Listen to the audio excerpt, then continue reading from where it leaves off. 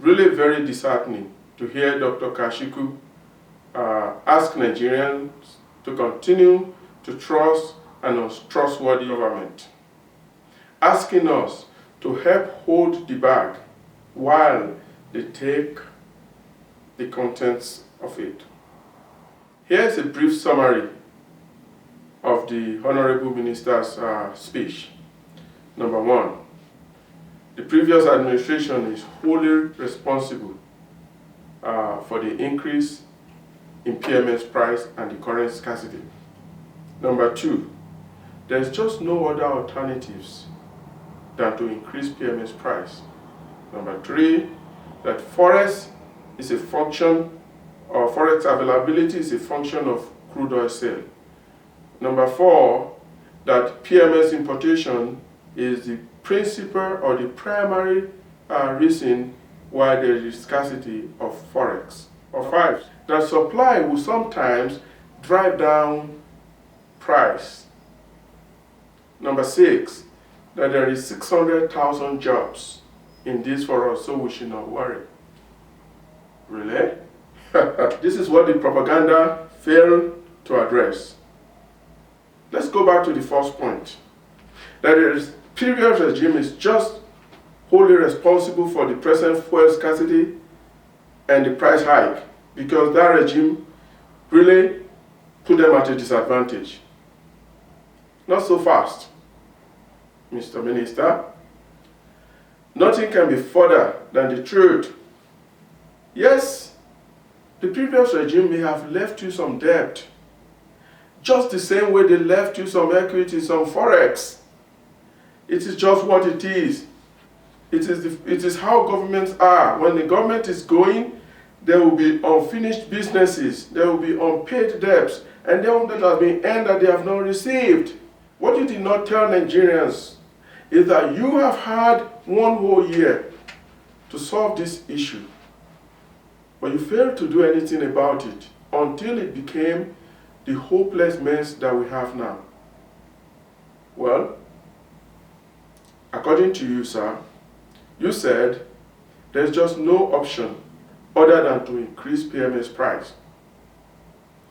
Well, Mr. Minister, the fact that you cannot see any other options shows it is either you didn't look hard enough, or you are just simply clueless about the possibilities. Or maybe you know what the possibilities are, but you decided to choose the path of least resistance. Or you just don't care. Which one is it, Honorable Minister? Well, in my view, nothing explains your government's incompetence more than your next point.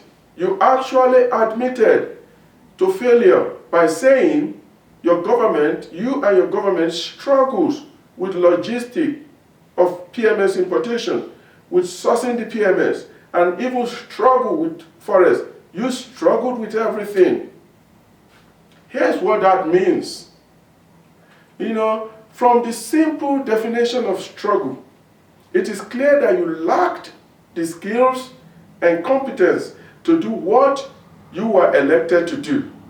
Otherwise, you need not struggle, but simply work smart and work hard to solve the problems. Struggling means a lack of skill, a lack of competence to deal with the issue. In the context that you used it, Honorable Minister, your words, not mine. I'm just trying to explain what it means to you.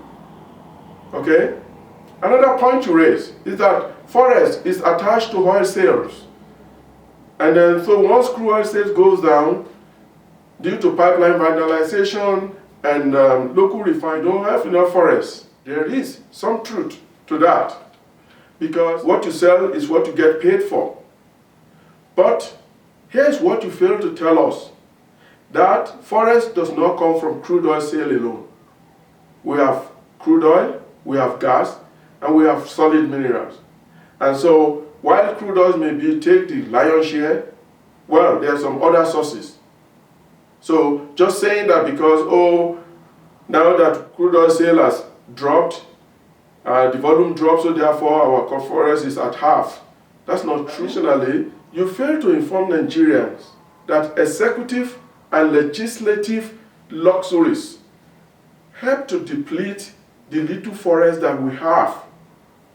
And you did not mention the fact that your government is depleting the nation's foreign current account to shore up the naira at 198 to the dollar. What this means is you are spending a whole hell of forex, a lot of it, to keep the naira at 198, because you know very well, and your government knows, that the naira at 198 to the dollar is not sustainable. But you have to sustain it by spending a lot of the forest. The sad aspect of it is this: Nigerians don't buy forest at 198. They actually pay up to 350. At some point, 400 naira to $1. So, I have a question for you, sir. In the past 1 year, can you tell us what exactly our current account deficit has been due to the fact that this government is shoring up the naira at 1? That's why we do not have enough forests for PMS importation.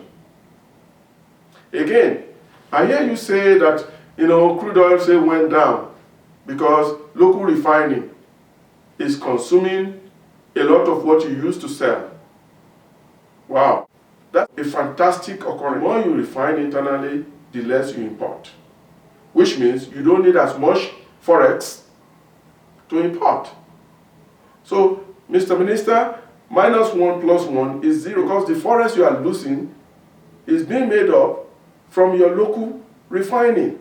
It's very inconsistent in your statements, in your propaganda. Again, let's go to another point. You ask us to trust you and your government that supply will drive down the price. This is a bit difficult because it is very illogical to expect supply to drive down the price like that of AGO. Because as you well know, PMS is more than 90% of our daily fuel. There would need to be an outstanding amount of supply to suppress price. Well, there are questions for you, sir. You failed to tell us the cost of PMS importation up to the point of sale versus the 145 naira selling price. Or are you saying that the importation price will fall because the naira will appreciate? Were you trying to say that you hope to provide more forex so that people can import more? Just saying because Nigerians are fantastic, wonderful traders, we make the price fall, does not make any economic sense. It doesn't. How much of our PMS today is imported? How much is produced locally? We need to know, Honorable Minister. You're saying price will go down. Are you saying that importers will be willing to lose money if I import at, say, 120, well, because there's oversupply now, that I'll be willing to lose money? Is that what you're saying? How exactly is the supply going to drive down price if the selling price from where they're importing from is still the same? So, here is what I see, Honorable Minister. Here is the veiled lies in your statement. Today, the selling price of 145 naira per liter is way too high, just too high. Because if supply can drive down that price, why don't we improve the supply first and let the price go and peg the price at where it should be? Why do we raise it to a higher ceiling when you know quite well that most of us cannot afford that price? Honorable Minister, you can attempt to blindfold us in broad daylight only if we allow you. Again, saying you and your government are only pursuing common sense solution. Wow. Honorable Minister, you cannot pursue common sense solution without first admitting responsibility for the issues. If you continue to blame the previous administration, there is no way you can see a common sense solution. The solution you will be seeing is, it is not my fault. So, it is not my fault solution is no common sense solution. There is no common sense in saying it is the previous government's fault and we're just trying to solve it. You can solve it that way. There's no common sense in it.